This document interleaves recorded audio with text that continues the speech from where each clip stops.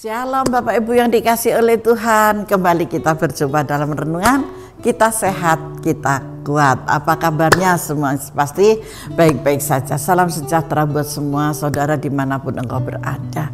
Mari seperti biasa kita angkat satu pujian dan kita masuk dalam penyembahan. Setelah itu kita mau dengar apa sih yang mau Tuhan katakan buat kita hari ini. Haleluya. Mari kita katakan bersama-sama, Engkau Allah yang setia.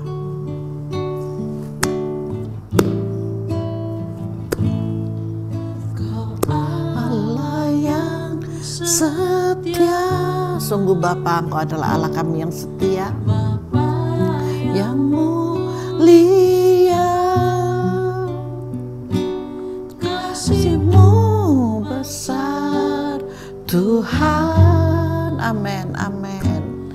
Kau pulihkan hidupku, haleluya Tuhan, terima kasih. Lalaya kasih Bapa, hidupku dalam-Mu. Terima kasih Tuhan, Kau selamatkan hidupku. Amin, amin. Terima kasih Bapa. Akan ku balas segala kebaikan-Mu, segenap hatiku menyembah-Mu Yesus.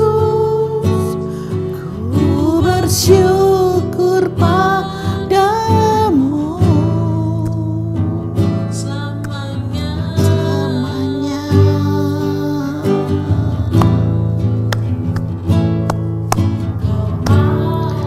Yang setia,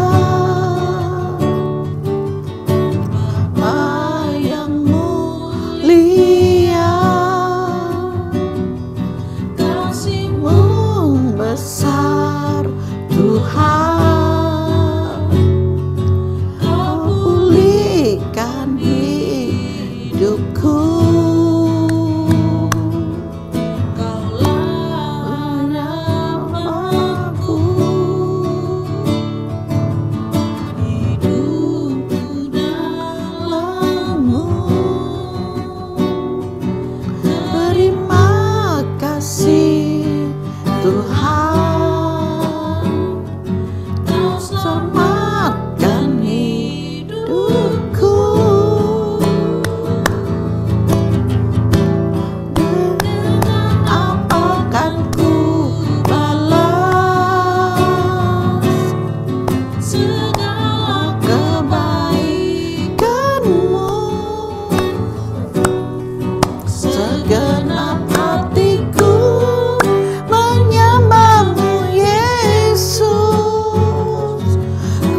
Bersyukur padamu,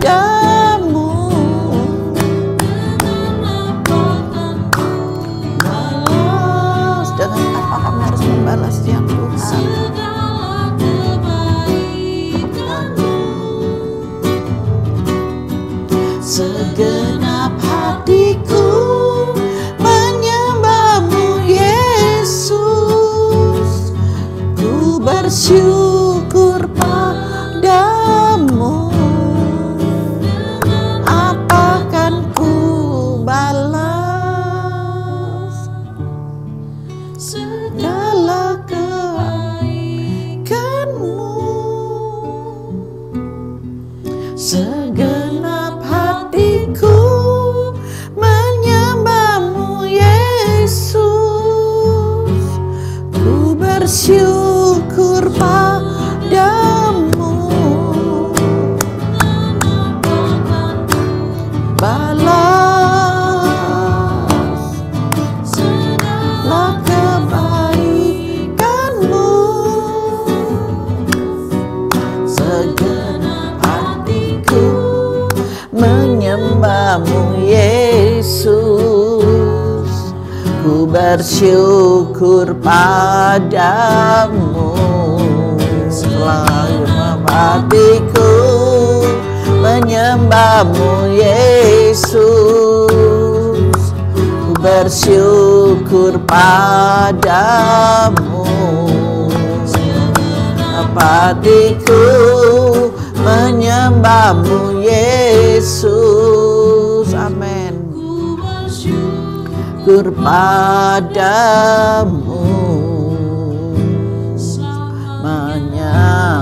berikan kemuliaan bagi Tuhan. Mari kita sembah Dia. Oh haleluya. Dengan apa kami membalasmu ya Bapa, selain kami memuji Engkau. Haleluya, haleluya. Glory, glory bagimu Yesus. Haleluya. Bapa terima kasih. Bapa terima kasih. Haleluya. Syukur kami naikkan bagimu Tuhan. Syukur, syukur kami naikkan bagimu Yesus. Glory, haleluya. Glory, glory, haleluya, haleluya. Bapa terima kasih. Inilah hidup kami ya Tuhan. Inilah kami Bapa. Terimalah setiap sembah kami Tuhan. Terimalah setiap pujian kami ya Bapa. Haleluya. Terima kasih Roh Kudus. Terima kasih. Mari saudara kita satu di dalam doa. Bapa terima kasih. Bapa berbicaralah Engkau bagi kami. Kebenaran firman-Mu hari ini. Terima kasih Bapa, kami mau duduk manis di bawah kaki-Mu, mendengarkan sabda yang hidup ini untuk menjadi berkat di dalam kehidupan setiap kami Bapa. Di dalam nama Yesus, berkati anak-anak-Mu Bapa, hati mereka, telinga mereka ketika mereka ambil bagian untuk duduk mendengarkan firman-Mu. Terima kasih Bapa, kami sambut firman-Mu di dalam nama Tuhan Yesus Kristus. Haleluya. Amin.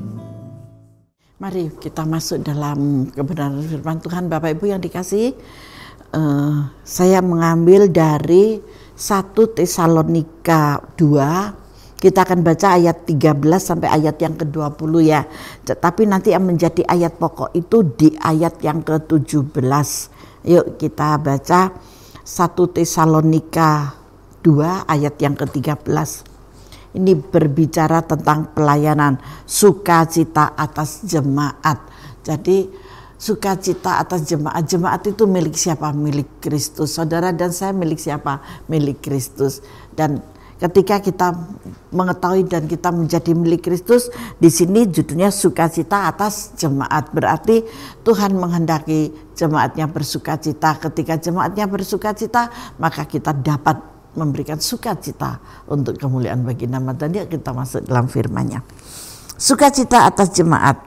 Dan karena itulah kami tidak putus-putusnya mengucap syukur juga kepada Allah, sebab kamu telah menerima firman Allah yang kami beritakan itu bukan sebagai perkataan manusia, tetapi dan memang sungguh-sungguh demikian sebagai firman Allah yang bekerja juga di dalam kamu yang percaya. Firman Tuhan itu bekerja di dalam orang-orang yang percaya. Ketika orang-orang yang tidak percaya, dia pasti akan menolak tentang kebenaran firman. Tapi saya yakin dan percaya siapapun saudara, dimanapun saudara berada, bapak, ibu, adik, mas gitu ya, anak-anak atau siapapun, kakak-kakak yang di luar pulau, ketika ikut melihat, ikut mengikuti renungan harian Kita Sehat Kita Kuat ini kita adalah jemaat Tuhan. Amin. Semuanya adalah jemaat Tuhan. Dan di sini dengan jelas sekali dikatakan sebagai firman Allah yang bekerja juga di dalam kamu yang percaya. Ayat 14, sebab kamu saudara-saudara telah menjadi penerus jemaat-jemaat Allah Yudea, jemaat-jemaat di dalam Kristus Yesus, karena kamu juga telah menderita dari teman-teman sebangsamu segala sesuatu yang mereka derita dari orang-orang Yahudi. Bahkan orang-orang Yahudi itu telah membunuh Tuhan Yesus dan para nabi dan telah menganiaya kami. Apa yang berkenan kepada Allah tidak mereka pedulikan, dan semua manusia mereka musuhi. Ya, kita tidak perlu seperti ini gitu ya. Kita harus saling mengasihi siapapun dia, golongan apapun dia, beragama apapun. Kita diajarkan untuk memiliki cinta kasih, jangan membeda-bedakan. Karena manusia hanya dihembusi oleh nafas Allah, maka kita boleh hidup. Amin. Bahkan orang-orang Yahudi itu telah membunuh Tuhan Yesus dan para nabi dan telah menganiaya kami. Apa yang berkenan kepada Allah tidak mereka pedulikan, dan semua manusia mereka musuhi. Karena mereka mau menghalang-halangi kami memberitakan firman kepada bangsa-bangsa lain untuk di keselamatan mereka. Demikianlah mereka terus-menerus menambah dosa mereka sampai genap jumlahnya, dan sekarang murka telah menimpa mereka sepenuhnya. Jadi kalau ada orang-orang yang seperti ini yang membedakan, yang akhirnya membuat satu pertengkaran, yang membuat satu gap, yang membuat satu grup gitu ya, masing-masing kita nggak usah ikut ke sana. Kita harus tetap ada di dalam hukum kasih yang diajarkan oleh firman setelah kematian Yesus, dan dia naik ke surga, duduk di sebelah kanan Allah Bapa untuk menyediakan tempat bagi saudara dan saya, bagi kita semua. Perhatikan baik-baik di ayat 17, tetapi kami saudara-saudara yang seketika terpisah dari kamu, jauh di mata tetapi tidak jauh di hati. Itu teman seperjuangan, teman yang biasanya bersama-sama. Itu yang ditulis oleh Paulus kepada jemaat di Tesalonika. Dan saat ini saya berbicara kepada saudara sekalian, Bapak Ibu yang dikasihi oleh Tuhan, bahwa saudara dan saya itu adalah saudara di dalam Kristus. Saya nggak kenal saudara, mungkin saudara menelpon saya atau apa, saya hanya dengar suaranya, tetapi itu akan mempertumbuhkan cinta kasih. Apalagi kalau kita bisa berdoa bersama.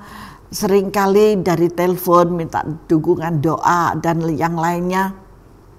Saya gak kenal orangnya, tapi saya percaya hati Tuhan ada di antara kita.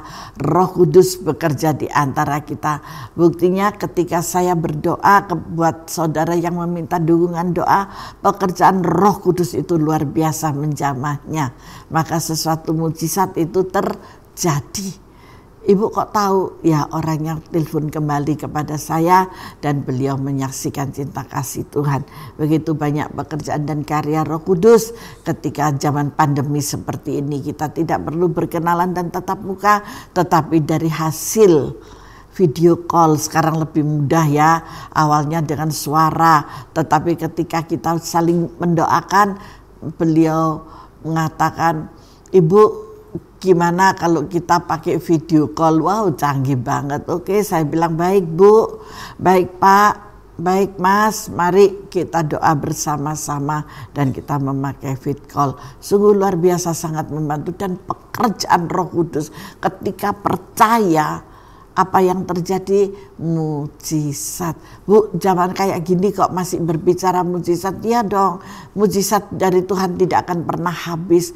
Karena Tuhan tidak pernah membuat masalah, tetapi yang Tuhan buat adalah mujizat. Menyembuhkan yang sakit, memberi makan 5.000 orang, mengusir roh jahat, itu yang dikerjakan oleh Tuhan. Dan meluruskan jalan yang bengkok. Maka dari itu sampai kapanpun mujizat dan melalui cinta kasihnya akan terus terwujud buat saudara dimanapun saudara berada. Siapapun saudara, Tuhan tidak melihat rambut yang keriting, rambut yang lurus, mata yang belok, mata yang sipit, kulit yang hitam, kulit yang putih. Tuhan tidak membedakan di antara kita. Amin. Tuhan selalu ada dalam kehidupan saudara. Maka dari itu janganlah engkau takut dan jemu-jemu untuk berkata, Tuhan terima kasih. Kami senantiasa bersyukur. Amin. Dan saya akan selalu menyembahmu. Di ayat berikutnya, sebab kami telah berniat untuk saya ulang ya di ayat 17, tetapi kami saudara-saudara seketika terpisah dari kamu, jauh di mata tetapi tidak jauh di hati, sungguh-sungguh dengan rindu yang besar telah berusaha untuk datang menjenguk kamu. Di ayat 17 bisa dilingkari, ini berbicara dengan cinta kasih yang tiada pernah terpadamkan. Ketika saudara menyalakan api Roh Kudus dalam kehidupan saudara, jangan engkau padamkan. Bagaimana caranya? Kita datang untuk memuji, kita datang untuk menyembah, kita datang untuk bersyukur. Biasanya orang-orang kalau yang sudah punya masalah males ya, gak Tuhan-Tuhanan, gak ini-inian. Tetapi saya mau katakan, jangan saudara salah paham dengan Tuhan, tetapi salah pahamlah dengan dirimu sendiri. Bukan salah paham dengan diri kita, itu seterusnya introspeksi diri. Kita, kenapa saya kok bisa seperti ini, kenapa saya kok bisa jatuh, kenapa, itu dari diri saudara sendiri. Dan saudara bisa bertanya di hati saudara, kenapa saya harus seperti ini, kamu mengajarkan aku apa? Itu yang dipertanyakan dari hati saudara. Dan saudara sendiri pasti tahu, oh iya, karena kesalahanku, karena aku menginginkan sesuatu, karena aku ingin merusak citra mereka, karena aku punya dendam dengan dia. Itu masalahnya bukan dari Tuhan tetapi dari kita sendiri. Paham dari ayat yang saya sampaikan ini? Tetapi Tuhan mengajarkan kepada kita supaya kita apa? Supaya kita rukun, hidup yang berdampak. Seperti di sini, sukacita atas jemaat. Dari judulnya sukacita atas jemaat. Tuhan tidak pernah merancangkan yang tidak membawa sukacita, tetapi seberapa banyaknya jemaat itu adalah kekasih-kekasihnya Tuhan. Ketika menjadi kekasih-kekasihnya Tuhan, mari kita topang di dalam doa, mari kita topang di dalam segala apa yang mereka butuhkan. Lanjut ayat 18, sebab kami telah berniat untuk datang kepada kamu, aku Paulus malahan lebih dari sekali, tetapi iblis telah mencegah kami. Seringkali iblis itu menggagalkan dalam segala rencana-rencana Tuhan melalui kita. Namun dipikir, waduh Tuhan gak boleh, gak izinkan. Ketika Tuhan gak izinkan, itu ada tandanya tersendiri yang tidak membawa damai sejahtera sama sekali. Kalau itu yang dari Tuhan, sekalipun engkau batal, engkau akan merasakan kelegaan yang luar biasa. Belum di jalan itu sudah lega banget. Tetapi kalau rencana iblis, saudara akan melangkah aja, aduh capek banget. Mau melangkah aja, aduh gak bisa, gak mungkin, aku gak bisa, gak mampu aku untuk mengampuni, gak mampu aku untuk memaafkan. Aku masih ada sakit hati, aku masih ada dendam dan yang lain sebagainya. Mari Bapak Ibu yang dikasih oleh Tuhan, cepat bangkit dari sana ya, karena itu yang akan membawa dalam segala keterpurukan. Di ayat 19, sebab siapakah pengharapan kami atau sukacita kami atau mahkota kegemaran kami di hadapan Yesus Tuhan kita pada waktu kedatangannya, kalau bukan kamu, sungguh kamulah kemuliaan kami dan sukacita kami. Ini firman Tuhan dengan jelas mengatakan yang sedemikian ini. Bapak Ibu yang dikasih oleh Tuhan, jelas sekali ya firman-Nya yang mengatakan bahwa sukacita atas jemaatnya. Mari kita mulai buka-buka ayat firman Tuhan sekarang ya. Ketika Rasul Paulus didesak untuk meninggalkan Tesalonika, yuk kita lihat di dalam Lukas dulu ya. Lihat kisah Rasul. Kita lihat dalam kisah Rasul. Di dalam kisah Rasul 17 ayat 1. keributan di Tesalonika, Paulus dan Silas ada pertengkaran di sana.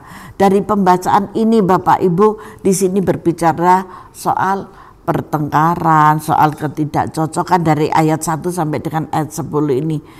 Gak cocok semuanya. Di ayat yang ke-6 saya ambil sedikit di sana di ayat yang ke-6, padahal tadi sudah dikatakan di sini. Tetapi kami ayat 17, tetapi kami saudara-saudara yang seketika terpisah dari kamu, jauh di mata tetapi tidak jauh di hati. Berarti tetap berbicara hati, koneksnya dengan hati, koneksnya bukan dengan pembicaraan langsung tetapi hati yang tersentuh ini. Di sini dikatakan, tetapi ketika mereka tidak menemukan keduanya, mereka menyeret Yason dan beberapa saudara ke hadapan pembesar-pembesar kita sambil berteriak, katanya, orang-orang yang mengacaukan seluruh dunia telah datang juga kemari. Jadi ketangkep gitu ya. Timotius datang kembali dari saudara dan membawa kabar yang mengembirakan tentang iman saudara dan kasih saudara gitu ya. Itu ada di Tesalonika, dan ini di dalam Kisah Para Rasul ini berbicara tentang perselisih fahaman. Jadi pelayan-pelayan Tuhan, hamba-hamba Tuhan, janganlah mudah untuk berselisih faham gitu ya. Di ayat yang ke 1 Tesalonika 2 ayat 17 tadi sudah dibacakan bahwa yang terpenting itu adalah hati kita. Kita boleh jauh di mata kita, tetapi kita dekat di hati. Tuhan Yesus tertampak oleh saudara tidak pernah melihat Tuhan Yesus, betul ya? Ada yang pernah melihat Yesus mungkin itu dalam mimpi atau dalam bayangan gitu ya. Tetapi ketika kita berjumpa, saya aja sering dipeluk-peluk sama Tuhan, tapi nggak jelas banget wajahnya, tapi saya merasakan satu dekapan. Nah, dia hadir, dia ada. Dan dia dekat di hati kita. Ketika kapan? Ketika kita lagi sedih, ketika kita lagi punya masalah. Pasti ketika saudara berteriak meminta, Bapa, aku hari ini sedih banget, aku rindu banget. Yesus akan datang dan memeluk engkau. Itu nyata loh Bapak Ibu. Cinta kasih Tuhan itu tidak pernah lekang oleh panas dan tidak pernah lapuk oleh karena hujan. Tetapi kasih setia Tuhan itu kekal sampai selama-lamanya. Sampai kapan? Sampai kita pulang ke rumah, Bapa, kekekalan itu selalu ada pada kita. Amin. Nah, ketika Timotius mengunjungi jemaat di Tesalonika itu, di kemudian hari ia memberikan kabar kepada Paulus di Athena tentang iman dan kasih yang dimiliki orang-orang percaya di Tesalonika. Apa yang ditabur oleh Paulus ya, apa yang ditabur oleh Paulus itu digenapi di dalam firman-Nya. Di dalam 1 Tesalonika 3 ayat yang ke-6 ya, kita baca 1 Tesalonika 3 ayat 6. Di sini dikatakan, tetapi sekarang setelah Timotius datang kembali dari kamu dan membawa kabar yang mengembirakan tentang imanmu dan kasihmu, dan bahwa kamu selalu menaruh kenang-kenangan yang baik akan kami dan ingin kami yang baik akan kami dan ingin untuk berjumpa dengan kami seperti kami juga ingin untuk berjumpa dengan kamu. Nah, di ayat yang ke-7, maka kami juga saudara-saudara dalam segala kesesakan dan kesukaran kami menjadi terhibur oleh kamu dan oleh imanmu.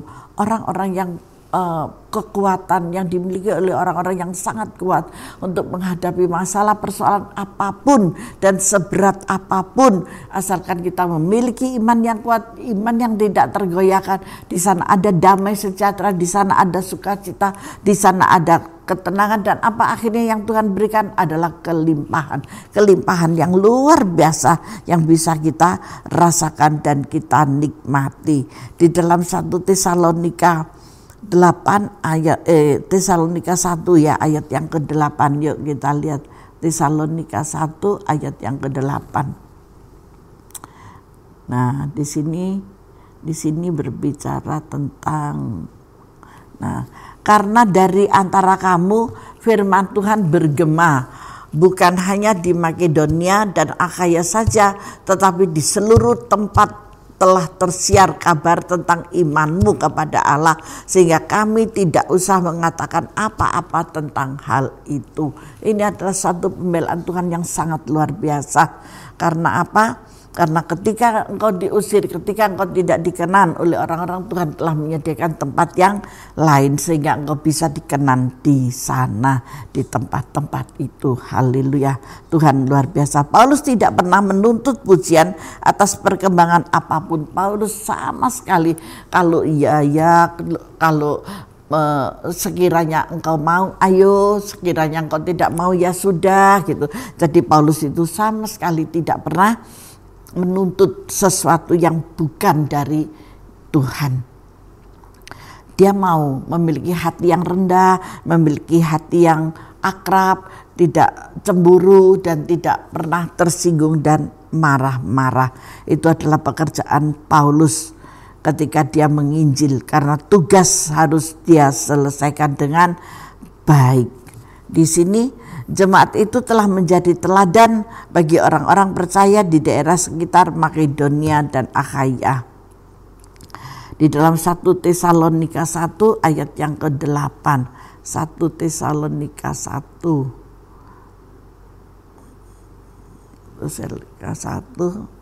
Karena dari antara kamu firman Tuhan bergema bukan hanya di Makedonia dan Akhaya saja, tetapi di semua tempat telah tersiar kabar tentang imanmu kepada Allah, sehingga kami tidak usah mengatakan apa-apa tentang kamu. Mau menjelekkan gak bisa, mau menyambut hasil gak bisa, mau mengatakan oh dulu dia orang yang baik, dulu dia orang yang sopan, orang yang bijak, tetapi sekarang berubah. Bapak Ibu yang dikasih oleh Tuhan, ketika engkau hidup di dalam imanmu, ketika engkau tidak terseret di dalam hal-hal yang negatif, saya yakin dan percaya engkau akan tetap menjadi orang yang luar biasa. Karena apa? Karena dalam firman Tuhan pun sudah ditulis di dalam 1 Korintus 3 ayat yang ke-6. Yuk coba kita lihat ke sana. 1 Korintus 3 ayat yang ke-6. Nah, di sini dikatakan tentang 1 Korintus 3 ayat yang ke-6. Aku menanam, Apolos menyiram. Siapa di sini yang menanam dan Apolos yang menyiram? Harus ada kerja sama. Tetapi Allah yang memberi pertumbuhan. Kalau bukan rencana Tuhan, kalau bukan kehendak Tuhan, semuanya akan gagal, semuanya akan tidak pernah ada, dan hanya itu menjadi satu dongeng saja. Tetapi sesungguhnya semuanya itu ada. Karena apa? Karena simbol yang Tuhan berikan kepada kita. Matius 16 ayat 18. Yuk coba kita ke sana. Matius 16 ayat 18. Ayat yang ke-18 sudah semua didapatkan. Oke. Dan aku pun berkata kepadamu, engkau adalah Petrus, dan di atas batu karang ini aku akan mendirikan jemaatku, dan dalam maut tidak akan menguasainya. Wow, luar biasa yang Tuhan percayakan kepada Paulus ini ya. Kepadamu akan kuberikan kunci kerajaan surga. Apa yang kau ikat di dunia ini akan terikat di surga, dan apa yang terlepas di dunia ini akan terlepas di surga. Haleluya, berikan kemuliaan bagi Tuhan. Tuhan tidak pernah menuntut engkau, tetapi kita berpegang teguh di dalam kebenaran firman-Nya. Allah akan mendirikan jemaatku, di dalam maut tidak akan menguasainya. Dalam maut sekalipun engkau tidak akan pernah menguasai, engkau tidak pernah akan mengerti bahwa pekerjaan Tuhan itu dahsyat dan luar biasa. Amin. Saudara percaya bahwa pekerjaan Tuhan itu luar biasa buat saudara. Haleluya, haleluya. Tuhan Yesus yang memberikan berkat kepada kita. Haleluya. Ada satu kata-kata yang bagus, kata-kata ayat ini juga inspirasi ya. Aku akan mendirikan jemaatku, di dalam maut tidak akan ada menguasainya. Amin. Jadi maut tidak akan menguasainya. alam maut tidak akan menguasai dia, karena kuasanya telah dilenyapkan dari segala hal-hal yang tidak berkenan di hadapan Tuhan, tetapi kuasa Roh Kudus yang senantiasa menyertai saudara sekaliannya. Matius 16 ayat yang ke-18, dan aku pun berkata kepadamu, engkau adalah Petrus, dan di atas batu karang ini aku akan mendirikan jemaatku, dan alam maut tidak akan menguasainya. Kalau saudara dengan sungguh-sungguh beriman, percaya, masuk di dalam doa, masuk dalam pujian dan penyembahan, setelah itu kita mengangkat tinggi dan kita mengucap syukur, disinilah saudara akan dikatakan apa? Saudara adalah saksi-saksi utama Kristus. Jadi bukan cuman dalam perkataan, tetapi engkau nyatakan di dalam satu perbuatan. Amin.